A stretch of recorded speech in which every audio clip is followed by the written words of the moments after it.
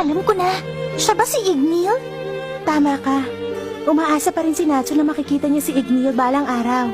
Hindi ba iba talaga si Natsu? Ano sa tingin mo? Nandito na tayo? Huminto tayo! Pasensya na kayo, pero hanggang dito ko na lang kayo may ihahatid.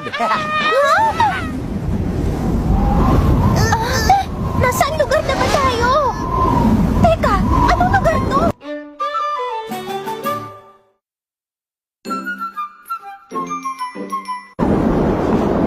Nilalamig ako. Alam kong summer ngayon kaya dapat mainit pero bakit bumabagyo ng yelo rito sa bundok? Yan kasi ang nipis ng suot mong damit. Hindi rin naman makapal ang suot mong damit ah. Pahiram ako ng kumot na nasa likod mo. Ano ba yan? Ang daldal niya talaga.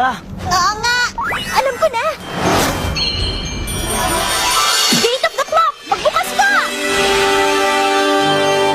Horologium!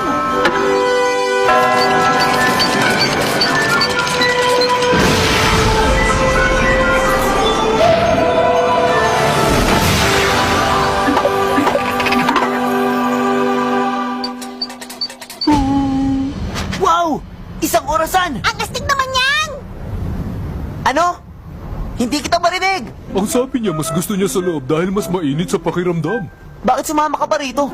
Tinatanong niya kung anong misyon ang kinuha ni Bako dahil dito pa niya napili sa malamig na lugar. Hindi ko alam pero sumama ka pa rin. May huhulihin siyang uri ng halimaw, isang balkan. Natsu, sandali lang. Sabi niya gusto niyang umuwi. Sabihin mo sa kanya pwede na siyang umuwi. Oo nga! Bakaw! Nandito ka ba? Pakaw!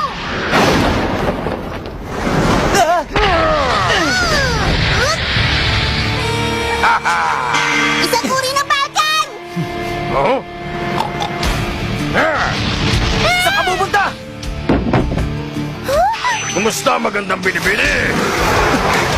Nakakapagsalita yung balkan? Walang pakialam si Lucy basta iligtas mo siya pero dahan-dahan ka lang.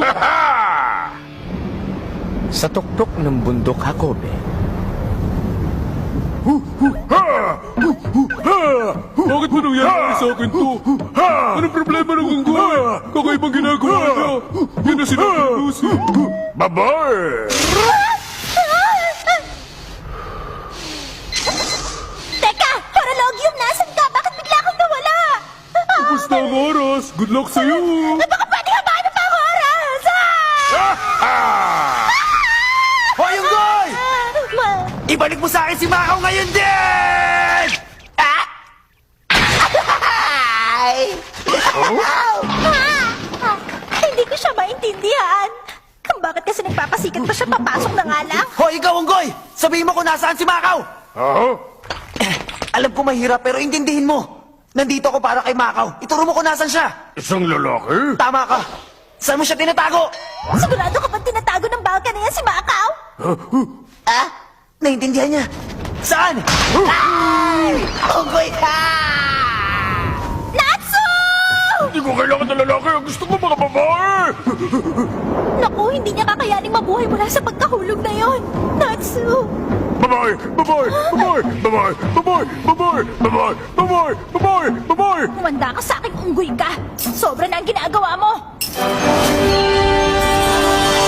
Gate of the Golden Bull! Magbukas ka!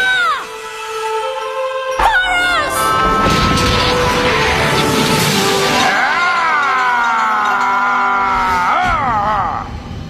Bako?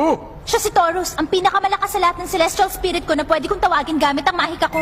kumusta ka na, Lucy? Matagal ko nang hinahanga ng maganda mong katawan. Iba ka, hindi ka pa rin nagbabago. Ay, nakalimutan ko may ugali ka rin nga pala. Oh? Huwag mong pagpantasyahan ng babae ko. Ha? Babae mo? Hindi ko hahayang hawakan mong babaeng yan! Taurus! Handang-handa na ako!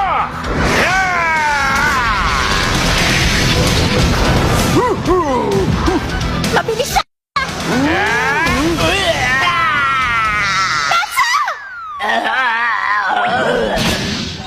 Hindi naman yata makatarong ka ng ginawa Bakit mo. siya? Lucy, hindi lang ba siya ang nag-iisang halimaw dito? Natsu, ang hina mo talaga! Celestial spirit ko siya! Yung unggoy. Hindi, yung baka! Teka, paano ka nakaligtas sa ganung kataas na hulog? Si Happy ang may gawa. Salamat, kaibigan. Basta ikaw! Nagkakasakit ka kapag bumabiyahe pero wala kang problema kay Happy.